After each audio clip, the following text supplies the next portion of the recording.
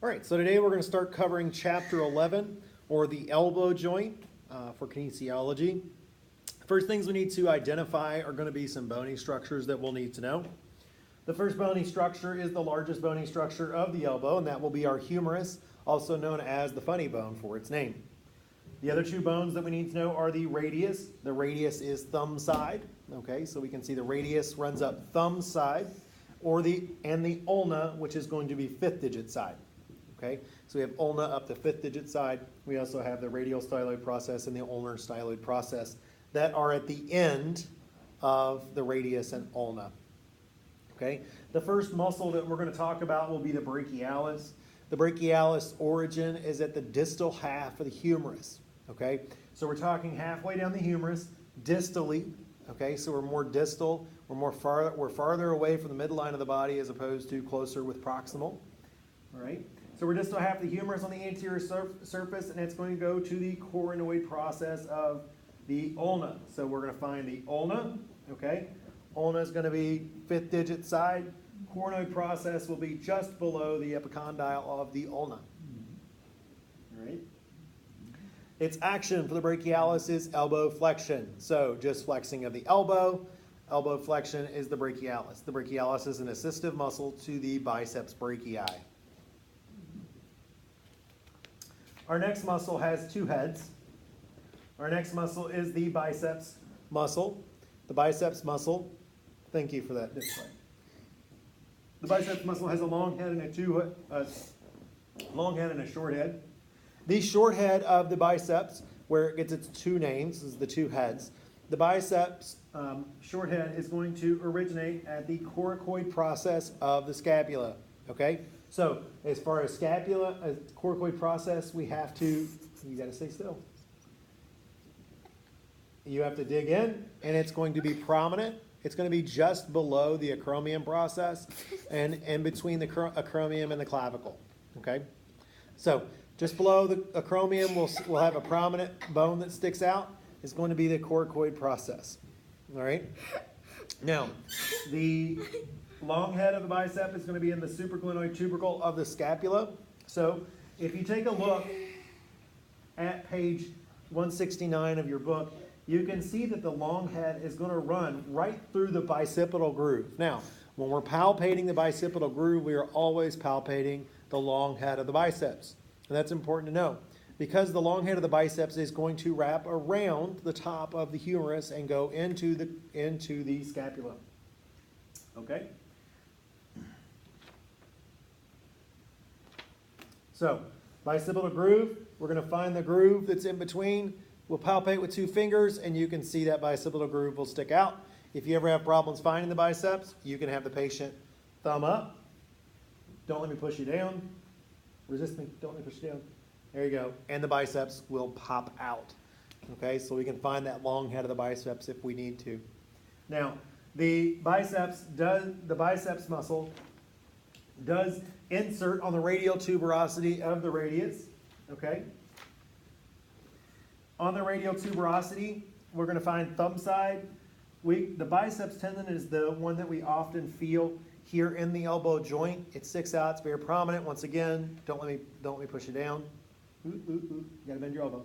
There you go. Don't let me push you down. All right? That biceps tendon will stick out in the middle. Now, don't get confused, because if we go too far laterally, if you have the thumb up or go too far laterally, the brachioradialis is going to be what's sticking out. But we want to make sure that we're feeling the biceps tendon, and the biceps tendon is going to run through, insert just underneath the brachioradialis. The brachioradialis muscle is the muscle that sticks out on the side of our arm. So if we flex, it's this muscle that sticks out on the side. It causes thumb up flexion, elbow flexion. Biceps also causes elbow flexion. Okay, it's going to originate on the lateral supracondylar ridge of the humerus. So if we go to the lateral, supracondylar means above the condyle. So if we go above the condyle of the humerus to the supracondylar ridge, there is an insertion point there. And if we put the patient in flexion, thumb up, resist them, don't let me push you down, you can feel that brachioradialis pop out. Okay? So that is going to insert on the styloid process of the radius, so all the way down next to the wrist. all right, and that's styloid process, all right? Once again, it's causing thumb up flexion, all right? It's going to assist with flexion. Hammer curls. If you've seen somebody do hammer curls, that's working the brachioradialis. So thumb up, and they're doing those curls, that is brachioradialis. When you take a drink of something, brachioradialis is at work here. Right?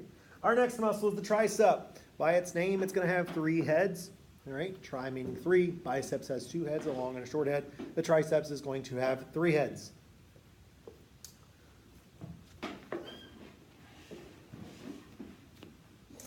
The long head of the triceps tendon is going to originate at the infraglenoid tubercle of the scapula. Okay, the lateral head is going to be in the inferior to the glenoid tubercle of the posterior humerus, and then the medial head is posterior surface of the humerus. It's going to insert on the olecranon process. So we have our patient stand up, turn around, right? Triceps is going from here, and it's going down to the olecranon process. To resist this muscle, push back against me. Push. Not that. Push against this hand. Push. There you go. We can see that triceps pop out there at the olecranon process. The triceps muscle controls elbow extension. So its predecessor, the biceps brachii, is going to be elbow flexion. The triceps muscle will be elbow extension. The anconeus muscle, tiny little guy, it's going to be on the anterior side of the forearm. I'm sorry, misspoke there. The posterior side of the forearm. It's going to be underneath the triceps muscle. All right. The anconeus' job is going to be an assistive action. All right. It's going to be an assister. It's not a prime mover, meaning that it helps the triceps with its movement. Okay. Now, the movement for the origin of this muscle is the lateral epicondyle of the humerus. So we're going to find the lateral epicondyle, and that is going to be there for the humerus. And then its insertion is the lateral and inferior to olecranon process, the ulna.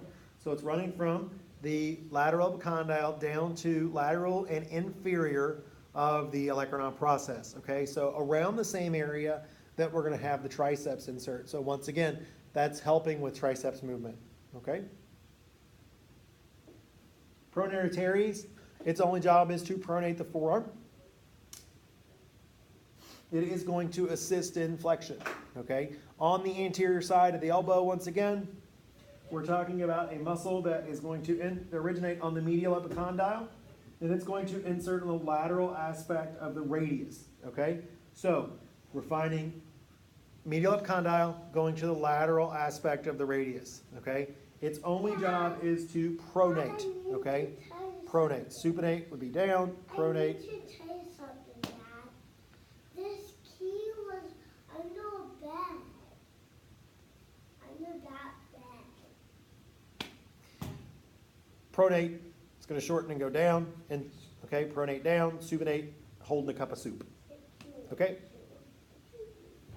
Pronator quadratus, also going to assist in pronator and forearm pronation. It's going to originate at the distal fourth of the ulna. Okay, so distal fourth of the ulna, and it's going to insert at the distal fourth of the radius. It's fairly straight muscle. It's going fairly straight across the body. Okay, its only job, once again, is to help with pronation. Okay, supination, holding the cup of soup, pronation, laying down, all right, or being prone.